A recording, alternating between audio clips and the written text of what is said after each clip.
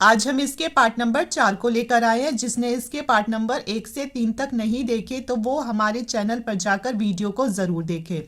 तो क्वेश्चन पूछा गया था कि बायो सेवर्ट का नियम लिखिए तथा इसके आधार पर अनंत लंबाई के धारावाही चालक द्वारा उत्पन्न चुंबकीय क्षेत्र का व्यंजक प्राप्त कीजिए।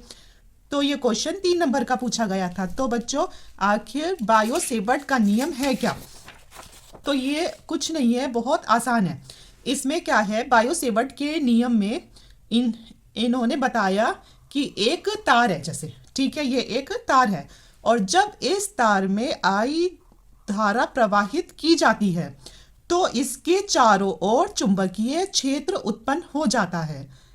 जब भी किसी तार में आई धारा प्रवाहित की जाती है तो उसके चारों ओर चुंबकीय क्षेत्र उत्पन्न हो जाता है। ठीक है, तो इन्होंने क्या काम किया कि इन्होंने ये पूरा तार ना लेकर इन्होंने इस तार का सिर्फ इतना हिस्सा लिया है ना, मतलब एक छोटा सा हिस्सा, या कह देंगे इसे अल्पांश लंबाई ली। अल्प का मतलब होता है कम या फिर छोटी, और अंश का मतलब होता है हिस्सा, मतलब कि एक छोटा सा हिस्सा लिया तार का। ये तो ये लंबाई कितनी हुई, डी एल लंबाई हुई। अगर ये पूरी लंबाई होती तो होती एल, पर उसका छोटा सा हिस्सा लिया है, और जब भी किसी का छोटा सा हिस्सा लिया जाता है तो उसके आगे लग जाता है डी। ठीक है, तो ये इतना हिस्सा क्या है इसका, डी एल। तो अब इन्होंने क्या काम किया कि इतने से हिस्से में कहीं आर दूरी पर, इतने से हिस्से में कहीं आर दूरी पर कोई बिंदु पी रख दिया। अब इस बिंदु पी पर इन्होंने चुंबकीय क्षेत्र ज्ञात किया, बस। तो इसे ही कहते हैं कौन सा नियम, तो ये है हमारा बायो सेवर्ट का नियम। और इस पर चुंबकीय क्षेत्र तो ज्ञात किया है, पर चुंबकीय क्षेत्र का भी ये छोटा सा हिस्सा है। ठीक है, मतलब इसमें पूरा चुंबकीय क्षेत्र अगर ज्ञात करते तो पूरा आता, पर इन्होंने सिर्फ बिंदु पी पर चुंबकीय क्षेत्र ज्ञात किया है, वो भी एक छोटे से हिस्से पर छोटा सा चुंबकीय क्षेत्र। ठीक है, तो अब इसके और इसके बीच में हो गया थीटा कोण, और जब ऐसे थीटा कोण बन जाता है तो ये सिर्फ थीटा कोण नहीं होता, ये होता है साइन थीटा कोण। आ गया समझ में? ठीक है, तो आपको इसमें क्या याद रखना है चुंबकीय क्षेत्र से? एक तो ये जो चुंबकीय क्षेत्र होता है तो ये इस धारा आई के समानुपाती होता है। ठीक है, अब इससे कह दो इसके समानुपाती या फिर अनुक्रमानुपाती, एक ही बात है। ठीक है, एक तो ये इस धारा आई के समानुपाती होता है, दूसरा ये जो चुंबकीय क्षेत्र है ये इसकी मतलब इसके छोटे से हिस्से की जो ये है लंबाई डीएल, इसके भी समानुपाती होता है। और तीसरा किसके समानुपाती होता है, तीसरा ये इस साइन थीटा के भी समानुपाती होता है। ठीक है, और जो इसकी ये आर दूरी है तो इसके तो वर्ग के व्युत्क्रमानुपाती होता है, यानी उल्टा होता है, मतलब कि इससे इसके तो होता है व्युत्क्रमानुपाती और इन तीनों के होता है इसमें समानुपाती। तो आखिर बायो सेवर्ट का नियम क्या है? तो बायो सेवर्ट का नियम है कि कोई इन्होंने तार लिया, उसमें आई धारा प्रवाहित की, फिर एक छोटे से हिस्से पर मतलब डीएल लंबाई पर इन्होंने आर दूरी पर एक बिंदु पी लिया, जिस पर इन्होंने एक छोटा सा चुंबकीय क्षेत्र ज्ञात किया, और ये कोण होगा थीटा और ये दूरी होगी आर। तो इसमें याद रखना है बायो सेवर्ट के नियम में कि जो हमारा डीबी है आई के समानुपाती है, और दूसरा क्या दिख रहा है डीएल, इसके भी समानुपाती है।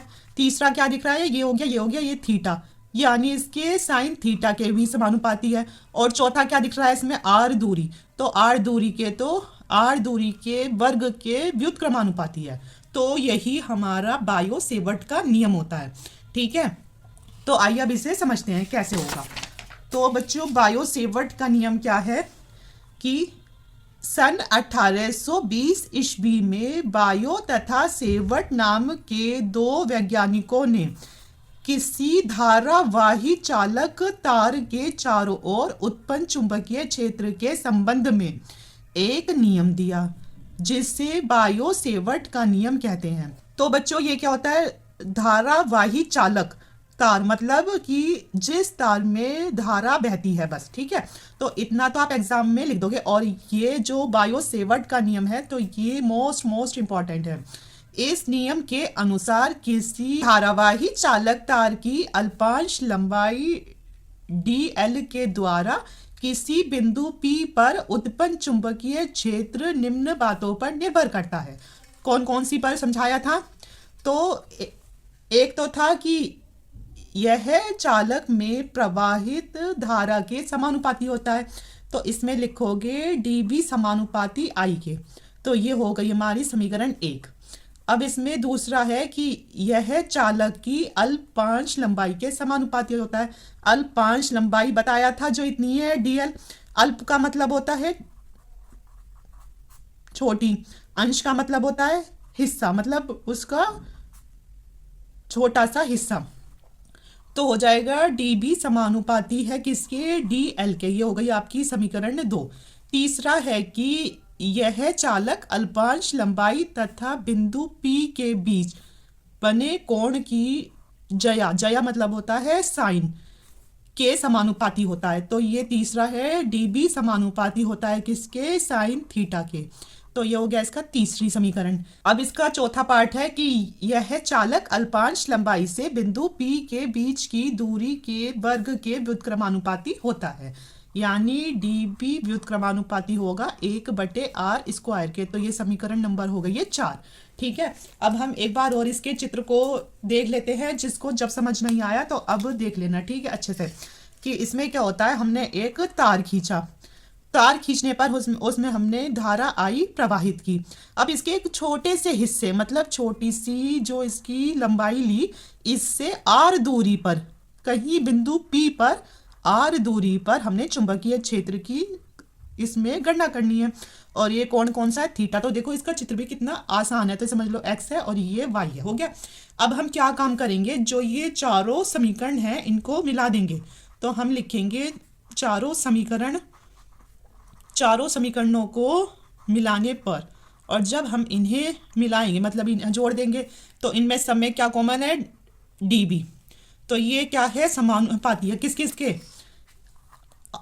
I के dl के साइन थीटा के।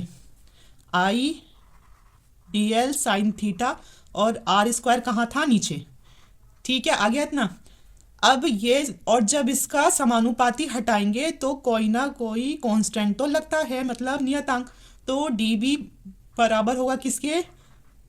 μ0/4 के। हटा, और ये आ जाएगा I dl साइन थीटा बटे r² के। ठीक है, तो यही है हमारा बायो सेवर्ट का नियम। अभी शायद अगर आप इसको पहली बार कर रहे हो तो शायद आपको थोड़ा हार्ड लगेगा, पर अगर आप इसकी 1-2 बार प्रैक्टिस कर लोगे तो फिर ये आपको आसान लगेगा। और अगर कभी आपसे एग्जाम में μ0 का मान पूछ लिया जाए तो वो क्या होता है? तो वो होता है μ0/4 पाई बराबर है 10 की घात माइनस 7 के। तो ये उधर चला जाएगा, तो हो जाएगा μ0 बराबर 4 पाई गुना 10 की घात माइनस 7 के। ठीक है, वैसे इसकी आपको अभी जरूरत नहीं है, सिर्फ इतना ही कर लो। अब इसमें ही अगला क्वेश्चन पूछा गया था कि अनंत लंबाई के धारावाही चालक द्वारा उत्पन्न चुंबकीय क्षेत्र। तो आइए इसे एक चित्र के माध्यम से समझते हैं। तो इसमें क्या होता है कि एक पहले हम तार लेते हैं, है ना, और ये बोला है अनंत लंबाई का, तो अनंत तो कितना भी जा सकता है इसमें, तो इतना इधर नीचे तक। तो इसमें क्या काम करते हैं हम कि इधर भी हम क्या लेंगे? एक dl लंबाई लेंगे, यानी इस पूरी लंबाई का कोई छोटा सा हिस्सा। इसे हम कहेंगे कि ये है बिंदु A और ये है बिंदु B। आ गया इतना समझ में? अब क्या काम करेंगे, हम इसका केंद्र लेंगे O। क्या लेंगे? केंद्र O। जैसे ये इसका केंद्र O है तार का, जो ये तार है किसका है? अनंत लंबाई का तार है, तो इसका कहीं पहले केंद्र O ही मान लेते हैं। अब इस केंद्र O से r दूरी पर, इस केंद्र O से r दूरी पर कहीं बिंदु P है। आ गया इतना समझ में? अब जैसे हमने उसमें किया था कि इसका छोटा सा हिस्सा ले लेंगे, फिर उससे बिंदु A और B को कर लेंगे। ठीक है, हो गया। अब क्या काम करेंगे, पहले हम इसके इस वाले हिस्से को इससे मिला लेंगे बिंदु P से, और फिर दूसरा काम करेंगे इस बिंदु B को भी P से मिला लेंगे। अब इसमें तीसरा काम क्या करना है तीसरा काम इसमें ये करना है कि इस बिंदु ए से इस वाली दूरी पर डाल देंगे हम क्या, लंब। तो ये डाल दिया हमने इस पर लंब, ठीक है। तो ये बिंदु हो गया है सी। तो कोई अनंत अनंत लंबाई का तार था, उसका केंद्र लिया ओ और उससे आर दूरी पर कहीं बिंदु पी है जिस पर हमें चुंबकीय क्षेत्र की गणना करनी है, ठीक है। तो ऐसे ही इधर भी कोई एक छोटा सा हिस्सा ले लेंगे इसका लंबाई का और उसे बिंदु ए और बी नाम दे देंगे, ठीक है। अब इस बिंदु ए से इस पर क्या डाल देंगे, तो इस पर डालेंगे हम क्या, लंब, ठीक है। और फिर उसे बिंदु सी नाम दे देंगे। अब जो हमने ये इससे इसको मिलाया है तो ये समझो कौन सा कोण है, तो ये हमारा इसका फाई कोण। और चूंकि ये जो लंबाई है कैसी है, छोटी है, तो जो इसका कोण होगा तो वो होगा हमारा डी फाई कोण, क्योंकि ये एक कैसा कोण है, सूक्ष्म कोण है, मतलब कि छोटा सा कोण है। तो आइए अब हम इसकी डेरिवेशन को करते हैं। तो ये तो था इसका चित्र। तो सबसे पहले हमने जो इसमें ये डाला है लंब, तो इससे ही शुरुआत करते हैं। तो सबसे पहले हम इसमें लेंगे त्रिभुज ए सी बी में। किस में लेंगे, त्रिभुज ए सी बी में। तो त्रिभुज ए सी बी आपको दिख रहा है, ये है त्रिभुज ए सी बी, ये है ए ये रहा, बी ये रहा और सी ये रहा। और ये आपको दिख रहा है कितने डिग्री का कोण है, तो ये हमारा 90 डिग्री कोण। और बच्चों जो भी 90 डिग्री का कोण होता है और उसके सामने वाली जो भी भुजा होती है तो वो होती है हमेशा क्या, तो वो होगी इसमें कर्ण। और इसमें आधार कौन सा होगा, तो ये हो जाएगी कर्ण। और यहाँ ये है थीटा कोण। तो इस थीटा कोण के सामने वाली भुजा होगी कौन सी, इसमें होगी ये लंब, ठीक है। तो हम लेंगे साइन थीटा। आपको पता है साइन थीटा होता है लंब बटे कर्ण के। तो इसमें क्या है लंब, तो लंब है ए सी और इसमें कर्ण क्या है ए बी, ठीक है। तो इसमें आपको किसी का ही मान है पता, हाँ इसका तो हमें है पता क्या है, डी एल है। तो ए सी के सामने क्या आएगा, ए सी तो ए सी ही होगा, और जबकि ए बी क्या होगा, तो ए बी होगा हमारा डी एल, ठीक है। ए बी हो गया हमारा क्या, डी एल हो गया ए बी, ठीक है। तो इधर क्या हुआ, तो ए सी का मान निकाल लेंगे, ए सी बराबर डी एल साइन थीटा, मतलब इसकी इससे गुना हो जाएगी। तो ये हो गया है हमारा क्या, समीकरण 1। अब इसी प्रकार हम क्या काम करेंगे, इसी प्रकार हम इसमें एक और त्रिभुज करेंगे ए सी पी में। त्रिभुज ए सी पी में, ए सी पी त्रिभुज है ये वाला, कौन सा है, ये वाला ए सी पी। ए ये रहा, सी ये रहा, पी ये रहा, और ये क्या है 90 डिग्री का है ना लंब था। तो इसमें आपको जो भी दो त्रिभुज लेने हैं तो वो उन्हें ही लेने हैं जिस पर हमने डाला है क्या, लंब। तो एक तो इसका ये वाला हिस्सा ले लिया, फिर इसका ये वाला हिस्सा ले लिया, ठीक है। तो इससे इसकी दूरी है, समझ लो x है, इससे इसकी दूरी है x। तो ये हो गई हमारी ए पी एक्स। तो जो 90 डिग्री के सामने वाली होती है तो वो होती है बच्चों इसमें कर्ण। और थीटा कोण क्या है, यहाँ थीटा कोण है डी फाई। तो इसके सामने वाली होगी क्या, लंब होगी। तो अब आप इसमें लिखोगे साइन, इसमें थीटा की जगह क्या है कोण, तो इसमें थीटा की जगह है डी फाई। तो हो जाएगा ए सी बटे ए पी के। ए सी का मान तो पता नहीं है और ए पी कितना है, एक्स है। तो अब इस एक्स के इसमें कर देंगे गुना। तो ए सी बराबर होगा एक्स साइन डी फाई के। अब चूंकि ये बच्चों जो हमारा साइन डी फाई है या फिर साइन फाई है, तो ये इतना छोटा कोण है, किसके बराबर है, तो ये सिर्फ फाई के बराबर है। तो जो ये हमारा साइन डी फाई है तो इसका जो ये साइन है ये हट जाएगा क्योंकि ये वाला कोण बहुत छोटा है। तो हो जाएगा ए सी बराबर एक्स डी फाई के। समझ में आया ये क्यों हट गया साइन यहाँ से, इसीलिए हट गया क्योंकि जो ये कोण है डी फाई ये बहुत छोटा कोण है। तो ये हो गई अब हमारी समीकरण 2। अब क्या काम करेंगे हम इसमें, अब हम इसमें समीकरण 1 व 2 की तुलना करने पर, और हम इनकी तुलना क्यों कर रहे हैं, हम इनकी तुलना इसलिए कर रहे हैं क्योंकि इसमें आपको दिख रहा होगा कि इन दोनों समीकरणों में उल्टे हाथ पर क्या है, ए सी है, समान है ना। तो जो इसके सीधे हाथ के हैं तो इन्हें बराबर कर दो।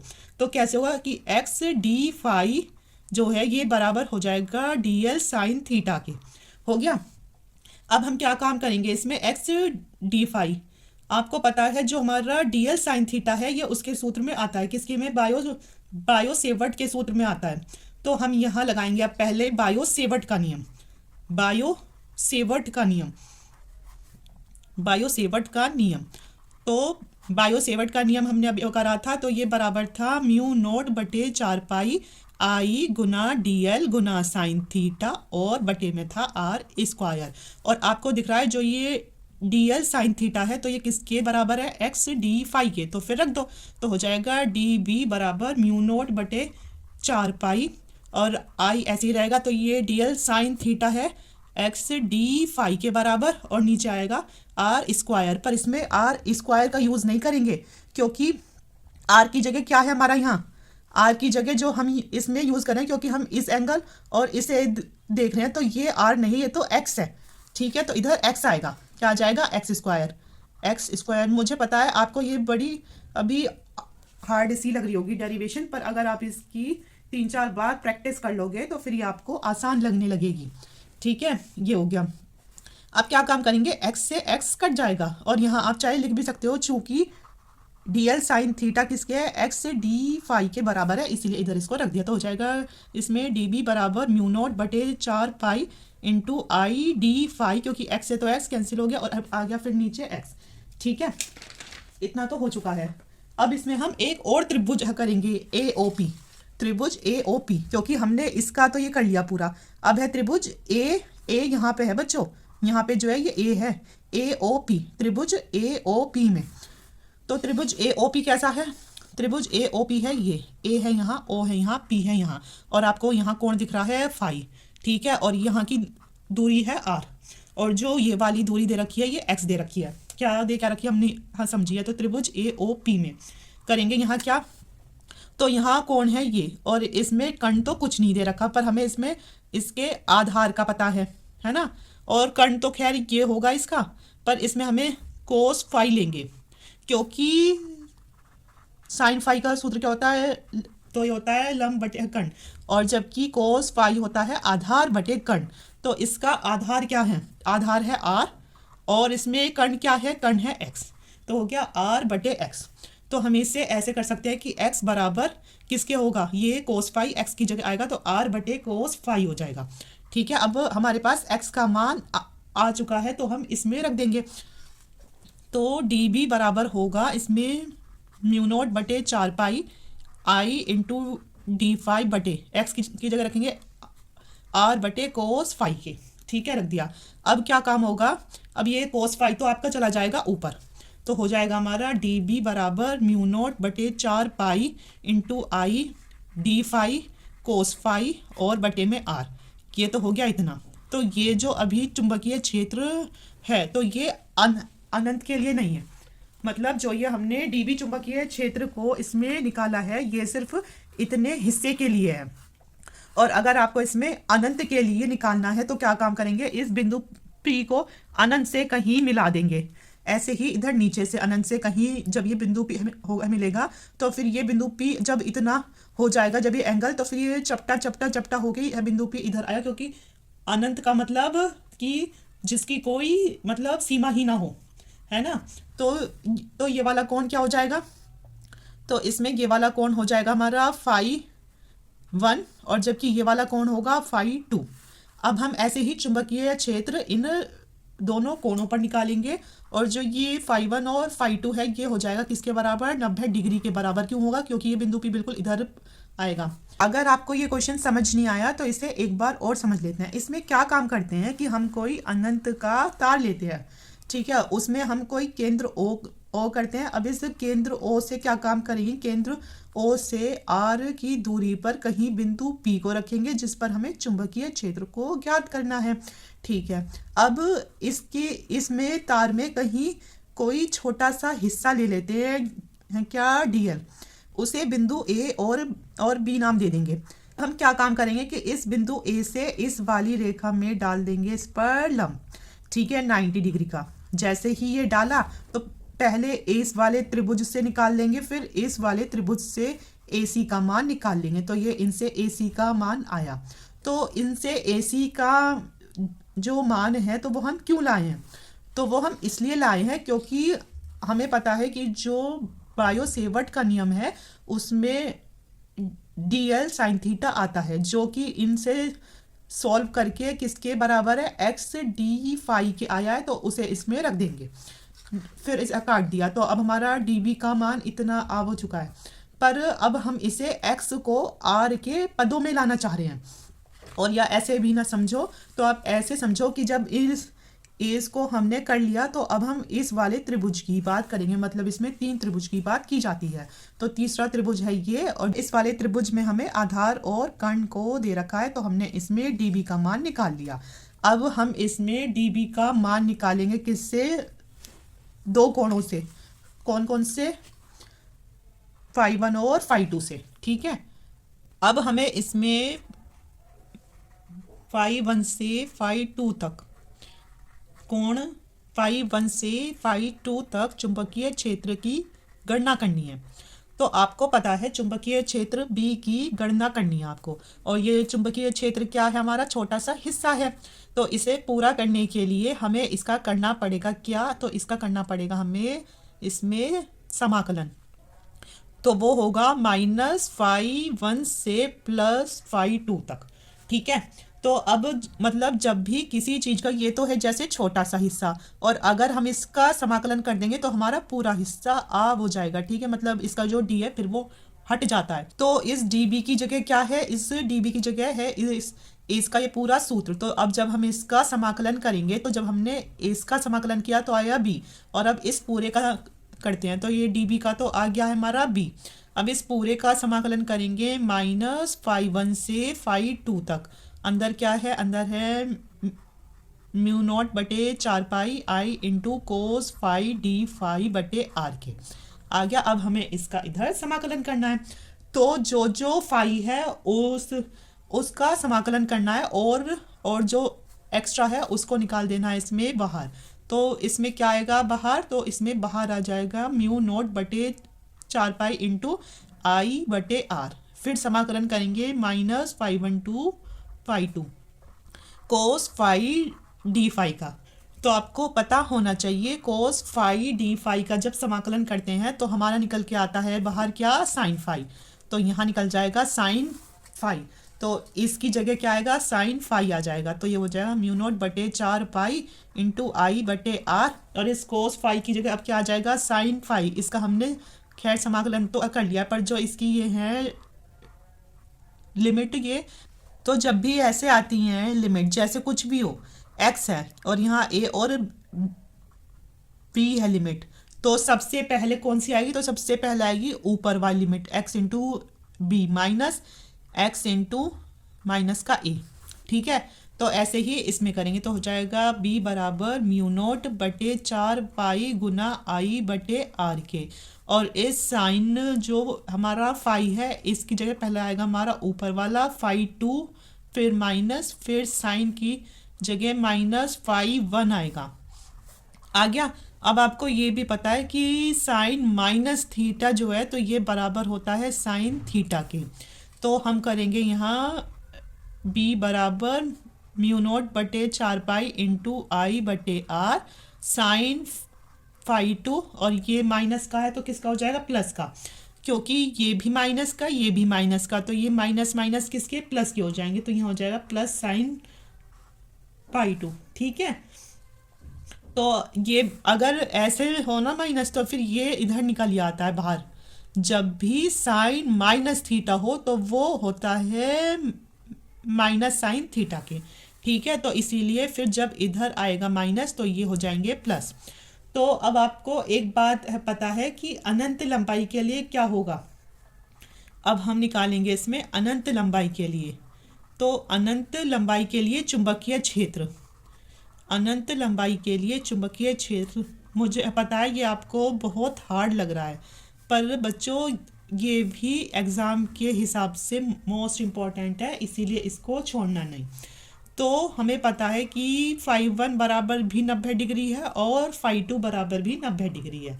ऐसे ना लिखकर आप इसे ऐसे लिख सकते थे कि ये दोनों किसके बराबर है, 90 डिग्री के बराबर हैं। तो बस अब इसमें रख दो, अभी तो इसमें कुछ भी नहीं है।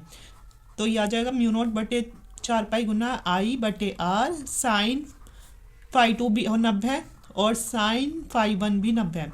और आपको पता है चूंकि साइन 90 डिग्री का मान होता है 1, तो 1 1 कितना हो जाएगा 2, तो हो जाएगा ये, इसमें b बराबर म्यू नॉट बटे 4 पाई गुना आई बटे आर, एक और एक हो जाएगा ये। तो ये हो जाएगा हमारा b बराबर म्यू नॉट बटे 4 पाई इंटू आई बटे आर इंटू 2। तो ये हो जाएगा 2 दूनी 4। तो आएगा हमारा b बराबर म्यू नॉट आई बटे 2 पाई आर। तो बस यही प्रूव करना था हमें चुंबकीय क्षेत्र का मान, और वो भी अनंत के लिए। अनंत के लिए चुंबकीय क्षेत्र का मान है ये। ठीक है, अगला क्वेश्चन पूछा गया था कि श्रेणीबद्ध LCR अनुनादी परिपथ की व्याख्या कीजिए। तो ये क्वेश्चन 3 नंबर का पूछा गया था और ये बहुत ही आसान क्वेश्चन है। तो एग्जाम में आप लिख कर आओगे कि जब किसी परिपथ में प्रेरकत्व L, संधारित्र C और प्रतिरोध R को श्रेणी क्रम में जोड़कर इन्हें एक प्रत्यावर्ती धारा स्रोत से जोड़ देते हैं तो इसे ही श्रेणीबद्ध LCR अनुनादी परिपथ कहते हैं। तो इसका चित्र ऐसे है कि इसमें LCR को एक ही लाइन में जोड़ देंगे और इन्हें फिर एक प्रत्यावर्ती धारा स्रोत के साथ जोड़ देते हैं, जिसका समीकरण होता है V बराबर V not sine omega T. तो आप इसमें आगे लिखोगे कि इसमें प्रेरकत्व के सिरों पर विभवांतर VL, संधारित्र के सिरों पर विभवांतर VC तथा प्रतिरोध के सिरों पर विभवांतर VR उत्पन्न हो जाता है। इसका इतने से इतना, इसका इतने से इतना। ठीक है, अब हम इसका बनाएंगे ग्राफ। तो हम इधर ऊपर के साइड क्या लेंगे, जैसे इसका ये एक, इसमें धारा है बह रही है I। ठीक है, और जो VR है मतलब कि जो इसका प्रतिरोध का विभवांतर है तो वो हो गया VR इसमें, और जो प्रेरकत्व है उसके लिए विभवांतर VL होगा ऊपर, और जबकि इसमें संधारित्र के लिए विभवांतर VC होगा नीचे। ठीक है, और यहाँ है बिंदु O। तो अब क्या होगा कि यहाँ से एक वक्र खींच देंगे, और अगर हमें इनमें अंतर बताना हो तो ये होगा ऊपर क्या होगा VL माइनस VC, इसमें से इसको घटा देंगे तो ये वाली दूरी निकल जाएगी। तो अब हम इसका देखेंगे ग्राफ में क्या है वक्र। तो जब ये दूरी ये है तो फिर ये वाली दूरी भी होगी हमारी BL माइनस VC के। ठीक है, और कोण कौन सा होगा, तो कोण होगा इसका फाई, और जबकि ये वाला कोण कितना है 90 डिग्री का होगा। तो इसके सामने वाली जो ये भुजा है ये क्या हो जाएगी कर्ण। आपको ये चीज़ नहीं लिखनी, तो ये आपको सिर्फ समझाने के लिए लिखा जा रहा है। और जो ये फाई कोण है इसके सामने हो जाएगा, इसमें ये हो गया वो लंब, और ये वाली हो जाएगी इसमें आधार। ठीक है, तो अब हम इसमें करेंगे पाइथागोरस प्रमेय से। पाइथागोरस प्रमेय से तो पाइथागोरस प्रमेय क्या होती है कि कर्ण का स्क्वायर बराबर लंब का स्क्वायर प्लस आधार का स्क्वायर। ठीक है, कर्ण का स्क्वायर बराबर होता है लंब का स्क्वायर प्लस आधार का स्क्वायर। कर्ण क्या है V है, ये कर्ण क्या है, कर्ण है V है ना। तो V का स्क्वायर बराबर लंब क्या है, तो लंब आपको ये दिख रही है कितनी है VL माइनस VC का होल स्क्वायर, और आधार कितनी है, आधार है हमारी ये रही VR। तो ये हुआ इसका स्क्वायर। अब हम लिखेंगे ओम के नियम से, इसमें हमें Z का मान करना है। ठीक है, तो ओम के नियम से होगा जो हमारा VR है, ओम का नियम होता है V बराबर I R के। ठीक है, तो जो हमारा इसमें VR है तो R के लिए विभवांतर होगा I गुना R, और जबकि VL के लिए विभवांतर होगा I गुना R की जगह L। ऐसे ही इसमें C के लिए हो जाएगा I और गुना C। ये गुना नहीं है, ये x है, इसमें है ये गुना, तो I इंटू R कर लो ऐसे, और ये है XL और ये है XC है ना। तो ये हो गलती से हो चुका है, ये XL है और ये XC है।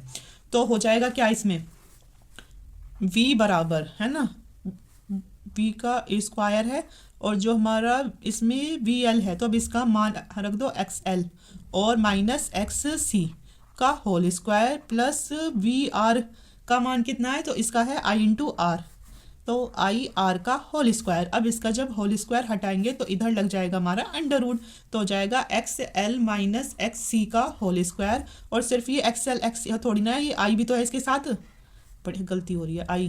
ठीक है, तो इसमें से फिर I इस स्क्वायर कॉमन कर लेते हैं, शिट ऐसे हो जाएगा V स्क्वायर, ये ऐसे करना I X L minus I X C का whole square plus I R का होल स्क्वायर। ठीक है, तो अब क्या काम करेंगे, तो v बराबर होगा, इसमें से आई स्क्वायर को कॉमन करेंगे तो ये बचेगा x L minus X C का होल स्क्वायर। ऐसे ही इसमें से आई स्क्वायर को कॉमन करेंगे तो ये ऐसे होगा। तो अब इन दोनों में से आई स्क्वायर कॉमन हो जाएगा तो ये तो आ गया यहाँ, तो ये हमारा x L minus X C का होल स्क्वायर प्लस आई स्क्वायर आया यहाँ, तो आर स्क्वायर यहाँ है अंडर रूट में। और जब ये अंडर रूट से हटेगा तो आई गुना आई है, तो ये अंडर रूट के बाहर आएगा तो एक ही आई आएगा, आई आ गया है बाहर, तो ये बचा X L minus X C का whole square plus R square के। तो ये हुआ हमारा v। तो ये आई इनके साथ गुना में है तो इसके नीचे आ जाएगा, तो हो जाएगा v बटे I under root X L minus X C का whole square plus R square के।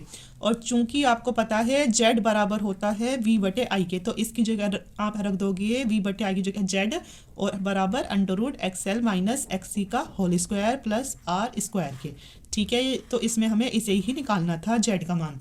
इसमें z का मान इसीलिए निकाला जाता है क्योंकि यह हमें परिपथ के व्यवहार को समझने में हेल्प करता है। ठीक है, तो आज की वीडियो में इतना ही, और जिसको वीडियो पसंद आ रही हो तो अपने दोस्तों के साथ ज़्यादा से ज़्यादा शेयर कीजिए और हमारे चैनल को सब्सक्राइब कीजिए। Thank you so much.